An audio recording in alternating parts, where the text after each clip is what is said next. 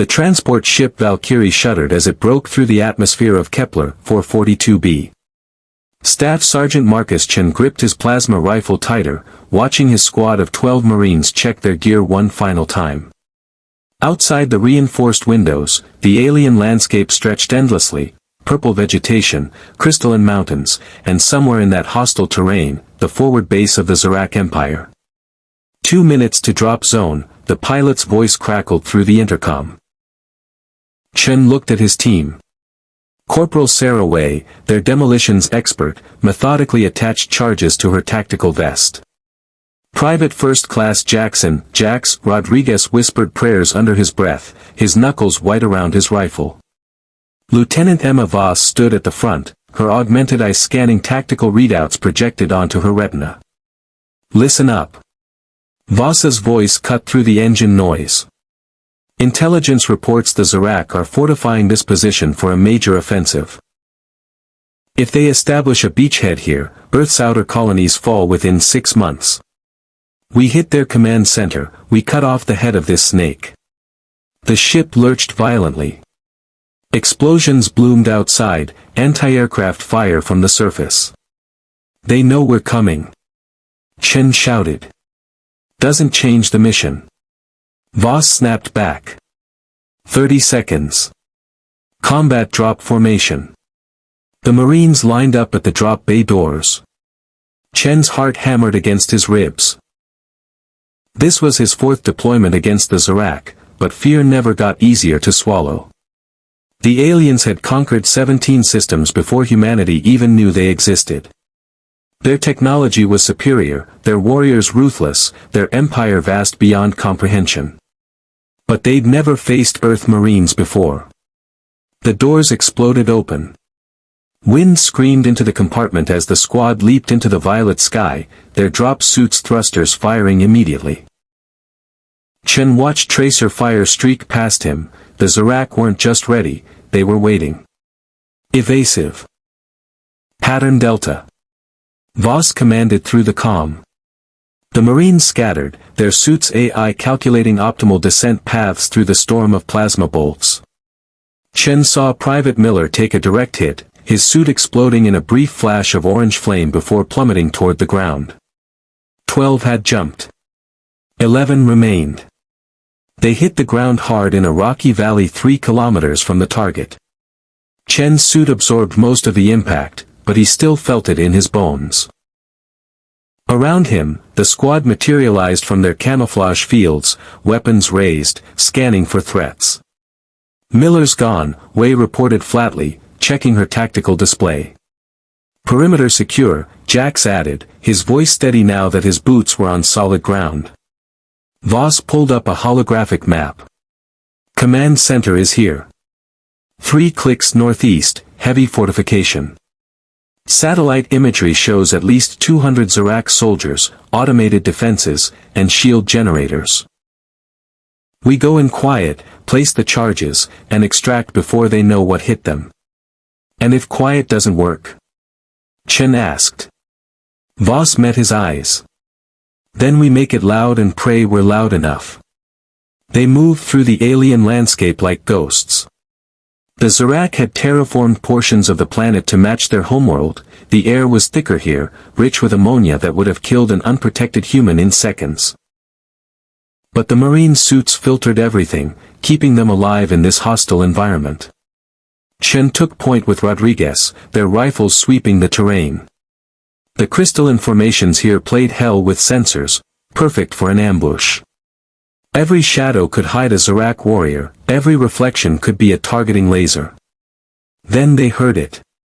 A low, thrumming sound that vibrated through the ground itself. Contact. Rodriguez hissed. From behind a crystal outcropping, 3 Zharak warriors emerged.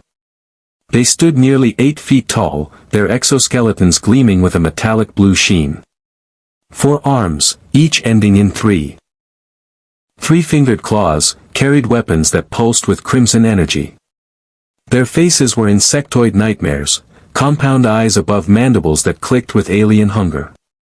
Chen fired first. His plasma round struck the lead Zharak's shields, creating cascading ripples of energy. The alien returned fire, its weapon spitting bolts of superheated matter that melted stone where Chen had been standing a second before. Rodriguez flanked right, his shots coordinated with Chen's to overwhelm the shield. The barrier flickered, failed. Chen's next burst caught the Zharak in its thorax, burning through armor and flesh.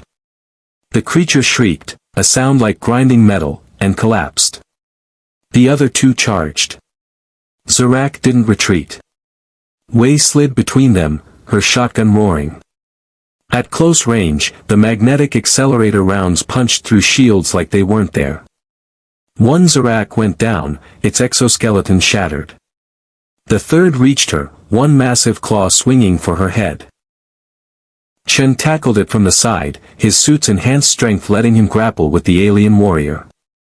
Up close, he could smell it, acrid, chemical, wrong. The Zharak's mandibles snapped inches from his faceplate. Its secondary arms grabbed his rifle, trying to wrench it away. Jax appeared above them, placing his rifle against the Zharak's head and firing point blank. Alien blood, thick and purple, sprayed across the rocks. Move! Now! Voss ordered. That firefight just announced us to everything in 10 clicks. They ran. Behind them, alarms wailed across the alien landscape. The command center's defenses were activating. Searchlights pierced the twilight sky, sweeping for intruders. There. Wei pointed to a ravine. We can use it to approach from their blind side. They slid down into the narrow channel, weapons ready. The ravine walls were lined with the same purple vegetation that covered the planet, providing cover from aerial surveillance. They moved fast, knowing every second brought more Zharak. Soldiers into position. The ravine opened onto a nightmare. The command center sprawled across a valley floor, a fortress of alien architecture that seemed grown rather than built. Organic-looking towers spiraled toward the sky, connected by bridges that pulsed with bioluminescent light. Zharak warriors patrolled in organized formations, their weapons at the ready. Auto turrets tracked anything that moved. And above it all, shimmering like a soap bubble, the shield generator created an impenetrable dome. How are we supposed to crack that? Rodriguez whispered. Voss studied the facility through her augmented eye, her tactical AI running calculations. The shield has a weak point at the power junction. We hit that, the whole thing collapses for 90 seconds. Long enough to get in, plant charges, and get out. What about getting to the power junction? Chen asked. That's the hard part, Voss admitted. Wei grinned. Hard parts are my specialty, Lieutenant. The plan was insane, which meant it might actually work. Wei would create a diversion on the west side of the facility, drawing defenders away from the power junction on the east. While the Zharak responded to the threat, Chen, Voss, and 4 others would infiltrate, disable the shield, and plant demolition charges on the command center's core. The remaining 4 Marines would provide covering fire for extraction. Remember, Voss said, looking at each of them. Earth's watching. Our families are watching. Every colony from here to Alpha Centauri is watching. We don't fail. Semper Fi, Chen said quietly. Aura, the others responded in unison. Wei positioned herself on a ridge overlooking the western approach, her demolition charges arranged around her like deadly flowers. She triggered the first one. A shaped explosion that tore through a patrol formation, sending Zharak warriors flying. Immediately, alarms shrieked louder. Warriors poured from the facility, weapons blazing, converging on Wei's position. She smiled, triggering another charge. Come get some, you alien bastards. On the eastern side, Chen led the infiltration team through a field of sensor posts, their suits' stealth systems barely keeping them hidden. Every step felt like it might be their last. One wrong move, one sensor ping, and 200 Zharak would turn them into vapor. They reached the power junction, a massive cylindrical structure that hummed with barely contained energy. Voss pulled out a specialized device, something cooked up by Earth's best engineers specifically for Zharak technology. 30 seconds, she whispered, attaching it to the junction's control panel. 25 seconds. Plasma fire lit up the sky on the western side. Wei was giving them everything she had. 20 seconds. A Zharak patrol passed within 10 meters, their compound eyes scanning the shadows. 15 seconds. Chen's finger hovered over his trigger. If they were spotted now. 10 seconds. The patrol moved on. 5 seconds. The device beeped softly. The shield flickered and died. Go. Go. Go. Voss commanded. They sprinted toward the command center, no longer bothering with stealth. Speed was everything now. The Zharak realized immediately that their shield was down, and warriors began converging from all directions. Chen's team hit the entrance at full sprint, their rifles cutting down the door guards before the aliens could react. Inside, the facility was a maze of organic corridors that pulsed with alien life. Strange symbols glowed on the walls, and the air was thick with that chemical smell. Command Core, 3rd level down. Voss shouted, checking her tactical display. They descended through the facility, fighting running battles at every turn. The Zharak were numerous, but in the close quarters, the Marines' training and aggression gave them the edge. Chen moved like a machine, years of combat experience guiding every shot, every movement. They burst into the command core, a massive chamber where holographic displays showed the entire Zharak military operation in this sector. Dozens of alien officers turned in surprise, reaching for weapons. The Marines didn't hesitate. The room erupted in violence. Chen felt a plasma bolt sear past his helmet, close enough that he could feel the heat through his suit. He returned fire, dropping 2 Zharak officers. Beside him, Voss moved with lethal grace, her augmented reflexes letting her process targets faster than any unmodified human could. But they were outnumbered, and the Zharak kept coming. Plant the charges. Voss ordered, laying down suppressing fire. Wei's voice crackled over the comm, distant and strained. I'm pinned down. Half the damn garrison is on me. Chen and another Marine worked frantically, placing demolition charges on the core systems while the rest of the team held the entrance. The charges were designed to create a chain reaction, turning the facility's own power core into a massive bomb. Charges set. Chen confirmed. Detonation in 5 minutes. Fall back to extraction point. Voss commanded. They fought their way back through the facility, leaving a trail of Zharak bodies behind them. But the aliens were learning, adapting. They set up kill zones, used coordinated fire. Marine Private Hassan took a plasma bolt to the chest, his armor blackening and failing. He went down hard. Chen grabbed him, hauling the wounded Marine over his shoulder. Nobody gets left behind. They burst from the facility into chaos. The entire valley was a war zone now. Zharak warriors fired from every position. The auto turrets had locked onto the Marines, tracking them with deadly precision. And the shield was coming back online. Wei! Where are you? Voss shouted into the comm. Static answered. Then Wei's voice, weak but defiant, I'm hit bad, Lieutenant. Can't make extraction. But I can see you from here. Run for the northern ridge. I'll cover you. Negative. We're coming for you. No time.